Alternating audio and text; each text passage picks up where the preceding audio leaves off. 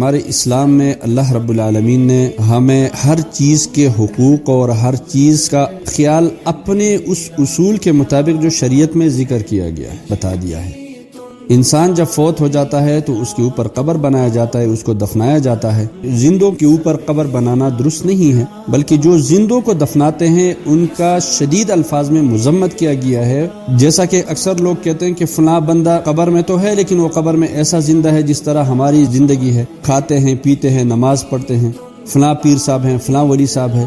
تو یہ نظریہ بالکل قرآن اور سنت کے خلاف ہے، بلکہ یہ شرک کے زمرے میں آتا ہے۔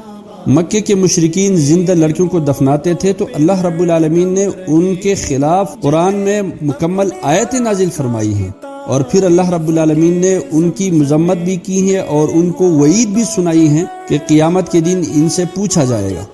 زندہ لوگوں کو دفنانا یہ زندہ لوگوں کو عذاب دینے کے برابر ہے۔ تو لہٰذا جو لوگ بھی یہ کہتے ہیں کہ جو بندہ فوت ہو گیا ہے اور قبر میں ہماری طرح زندگی جیتے ہیں اور اپنے محلے میں آتے ہیں، جمعرات کے دن کے روحیں واپس آ جاتی ہیں، یہ سب باطل عقیدے ہیں، یہ شرکیہ عقائد ہیں۔ تو بندہ جب مر جاتا ہے اس کو دفنایا جاتا ہے، اور قرآن گواہ ہے کہ ثم اماتہ فاقبرہ، اللہ رب العالمین انسان کو مار دیتے ہیں، اس کے بعد اس کو اس کے رشتہ دار اور اس کے خاندان والے یا آس پاس مسلمان اس کو دفنا دیتے ہیں۔ اقبرہ یعنی قبر میں اس کو دفناتے ہیں۔ تو مرنے کے بعد بھی اس انسان کی جو انسانیت ہے، اس کے جو حقوق ہے وہ برقرار ہے۔ اس کے قبر کے اوپر اللہ کے نبی صلی اللہ علیہ وسلم نے فرمایا بیٹھنا منع ہے، اس کے قبر کے اوپر گنبد بنانا منع ہے۔ گنبد بنانے سے منع اس لیے کیا گیا ہے کہ آپ اس بندے کو زندہ بندے کی طرح مشابہ مت بناؤ، اس کو مرنے کے حالت میں چھوڑ دو۔ اگر وہ دیندار ہے، پرہیزگار ہے، تو اس کی روح جنت میں ہوگی، اور اس کا جو جسم ہے اس کو تو کوئی نقصان نہیں پہنچے گی اگر اس کے اوپر قبر گر جاتا ہے یا اس کے گوشت ختم ہو جاتے ہیں، تو کوئی فرق تو پڑتا ہی نہیں ہے۔ اس کو زندوں کے ساتھ مشابہ مت بناؤ۔ ہاں، اس کے لیے اگر جو کام آتا ہے وہ دعا ہے، اس کے رشتہ داروں کی دعا، دوسرے مسلمانوں کی دعا، وہ ان کے لیے کام آتے ہیں۔ اگر وہ شخص برا آدمی ہے تو اس کی روح جہنم میں ہوگی، اور اس کی جو لاش ہے وہ اسی قبر میں ختم ہوگی، مٹی ہو جائے گا۔ تو آپ اس کے اوپر گنبدیں بناؤ گے، اس کو پکا بناؤ گے تو کوئی فائدہ نہیں ہے، اسراف ہے۔ یہی پیسہ بجائے اس کے کہ قبر کے اوپر لگاؤ، کسی زندہ بندے کے اوپر لگاؤ۔ اللہ کے نبی نے فرمایا یتیم کے اوپر لگاؤ، بیوہ خاتون کے اوپر لگاؤ، غریبوں کے اوپر لگاؤ، رشتہ دار میں جو غریب ہوتے ہیں ان کے اوپر لگاؤ۔ تو یہ شریعت نے جو ہمیں تعلیمات دی ہیں اس کے اوپر عمل کریں گے تو بہت فائدہ ہوگا۔ تو لہٰذا میرے پیارے بھائی، جو بندہ فوت ہو جاتے ہیں اس کے لیے واحد کام فائدہ دیتا ہے وہ دعا ہے۔ باقی اس کے اوپر درخت لگانا یہ کوئی مسلمانوں کا کام نہیں ہے، بلکہ عیسائیوں کا کام ہے۔ عیسائی اپنے مردوں کے اوپر درخت لگاتے تھے، ان کے اوپر ہر چیزیں لگاتے تھے، یہودی لگاتے تھے، اور شریعت نے ہمیں منع کیا ان کی مشابہت مت کرو۔ بخاری کے اندر ایک حدیث ہے، رسول اللہ صلی اللہ علیہ وسلم نے ایک قبر کے اوپر 2 شاخیں لگائی تھی، تو ادھر سے لوگ کہتے ہیں کہ دیکھ نبی علیہ السلام نے لگائی تو ہم بھی لگائیں گے۔ تو اس کا جواب یہ ہے میرے پیارے بھائی، وہ حدیث نبی علیہ الصلوۃ والسلام کا معجزہ ہے، وہ خاص ہے۔ نبی علیہ السلام نے فرمایا ان قبروں والوں کو عذاب ہوتا ہے، میرے یہ 2 شاخیں گاڑنے کی وجہ سے ان کے عذاب میں تھوڑی سی کمی آ جائے گی۔ تو وہ تو نبی علیہ السلام کا معجزہ ہے۔ یہاں پہ محدثین نے اس حدیث کو معجزات رسول صلی اللہ علیہ وسلم میں ذکر کیا ہے۔ نبی علیہ السلام کا معجزہ بھی مانتے ہو اور پھر اپنے آپ کو بھی نبی کے برابر کرتے ہو اور شاخیں لگاتے ہو، تو یہ غلط ہے۔ تو نبی علیہ الصلوۃ والسلام کا وہ معجزہ ہے، وہ اس کے ساتھ خاص ہے، کیونکہ نبی علیہ السلام کو اللہ رب العالمین نے جبریل علیہ السلام کے ذریعے سے بتا دیا کہ ان قبر والوں کو عذاب ہوتا ہے۔ ایک چغلخوری کرتا تھا، دوسرا چھوٹے پیشاب سے اپنے آپ کو نہیں بچاتا تھا۔ تو نبی علیہ الصلوۃ والسلام نے یہ شاخیں لگائی۔ شاخیں لگانا بھی معجزہ ہے اور قبر کا جو احوال بتانا ہے، دونوں معجزہ ہے۔ ابھی نہ تو ہمیں اس وقت میں قبر کے جو حالات ہے اس کا پتہ چلتا ہے، اور نہ ہمارے کوئی معجزات ہے کہ ہم شاخیں لگائیں، تو لہٰذا وہ خاص ہے۔ قبروں کے اوپر درختیں لگانا یہ چیزیں بالکل درست نہیں ہیں، قبر اپنے حالت پہ چھوڑ دیجیے۔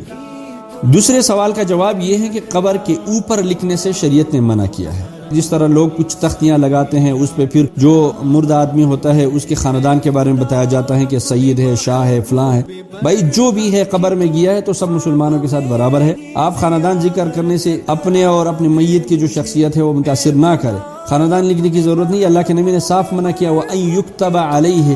تو لہٰذا میرے پیارے بھائی، قبر پہ لکھنے سے منع ہے۔ ہاں، اگر قبرستان میں کوئی ضرورت ہو، قبریں زیادہ ہے، جس طرح یہاں سعودی میں جنت البقیع ہوتا ہے یا جنت المالا ہے، یا ہمارے ملک میں کچھ قبرستانیں ہوتے ہیں وہاں پہ ماہانہ اندازوں میں قبریں زیادہ بن جاتی ہیں، تو وہ پرانا پھر جو قبر ہوتا ہے اس کو کھونے کا خدشہ ہو جاتا ہے، یا انسان پھر اپنے قبر کو نہیں پہچان سکنے کا خدشہ ہوتا ہے۔ تو لہٰذا اس کو چاہیے کہ قبر کے ساتھ کوئی چھوٹا سا بورڈ لگا دیا جائے، اس کے اوپر نمبر لگا دیا جائے، جس طرح جنت المالا جنت البقیع میں ہوتا ہے، چھوٹے بورڈ لگاتے ہیں اور پھر قبرستان کا الگ رجسٹر باہر ہوتا ہے اس کے آفس میں، اسی میں تفصیل ہوتا ہے کہ فلاں نمبر کے ساتھ فلاں بندے کا قبر ہے۔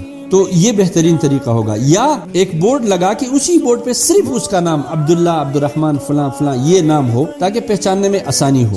یہ آپ لکھ سکتے ہیں، جیسا کہ رسول اللہ صلی اللہ علیہ وسلم نے عثمان ابن مظعون رضی اللہ عنہ کے قبر کے پاس ایک نشانی لگائی تھی پتھر کی تاکہ پہچان سکے۔ تو ابھی بھی قبروں کے اوپر جو پتھر دونوں سیٹوں پہ لگایا جاتا ہے، نام لکھنا ضروری نہیں ہے، کوئی دوسری نشانی آپ لگا سکتے ہیں، لیکن جو قبر کے اوپر ہو اس سے منع ہے۔ اگر ساتھ کوئی بورڈ ہو، اس کے اوپر نمبر یا اس کا خالص نام لکھنا نشانی کے طور پہ، شوشا یا خاندان کے تعارف کرانے کے لیے نہیں، تو اس میں کوئی مانعت نہیں ہے۔ قبر کا احترام شریعت میں بہت زیادہ ہے۔ اللہ کے نبی صلی اللہ علیہ وسلم نے یہ بھی فرمایا ہے کہ قبر کے اوپر بیٹھنا یہ اس سے بھی بدتر ہے کہ ایک انسان آگ کے اوپر بیٹھ جائے، وہ اچھا ہے بجائے اس کے کہ قبر کے اوپر بیٹھ جائے۔ اور آگ کے اوپر اگر وہ بیٹھ جائے، اس کے کپڑے بھی جل جاتے ہیں، اللہ کے نبی نے فرمایا وہ بہتر ہے۔ مسلم کے اندر یہ حدیث ہے 971۔ تو قبر کے اوپر بیٹھنا، اس کو سیمٹ کا بنانا، زندوں کے ساتھ اس کا مشابہت کرنا یا اس کے بارے میں غلط عقیدے رکھنا، یہ بالکل غلط ہے۔ قبر اگر مٹنے کا خدشہ ہو اور اس کی جو مٹی ہے وہ پانی میں بہنے کا خدشہ ہو تو پتھر بھی اس کے ارد گرد رکھنا جائز ہے، کچا اینٹیں بھی رکھنا جائز ہے، لیکن صرف اس کے حفاظت کے لیے ہو۔ یہ نہ ہو کہ آپ ایک بالش سے اس کو اوپر رکھیں، صرف ایک بالش کے حد تک آپ کوئی بھی چیز ارد گرد رکھ سکتے ہو تاکہ قبر محفوظ ہو اور قبر کا مٹی پانی میں نہ بہہ جائے۔ اگر قبر مٹ گیا، گر گیا، اس کو بنانا بھی ثابت ہے، یعنی قبر کا احترام کرنا، اس کا بنانا، یہ قبر کی گستاخی میں نہیں آتا، بلکہ گستاخی میں وہ چیزیں آتی ہیں جو آپ اس کو سیمنٹ کے بناتے ہو، اس کے اوپر ماربل لگاتے ہو، گنبد بناتے ہو، روم بناتے ہو، یہ چیزیں سب منع ہے۔ اگر آپ اس کے اوپر روم بناتے ہو تو یہی روم جا کے کسی یتیم بیوہ خاتون کو بنا کے دے دو تاکہ صدقہ ہو جائے۔ مردے کے اوپر آپ کیا بناؤ گے؟ اس کو تو کوئی فائدہ پہنچے گا ہی نہیں۔ اس کے اوپر جتنا بڑا بھی گنبد بناؤ گے، شریعت نے منع قرار دیا ہے، کیونکہ وہ بندہ فوت ہو چکا ہے، ابھی اس کو زندوں کے مشابہ مت بناؤ۔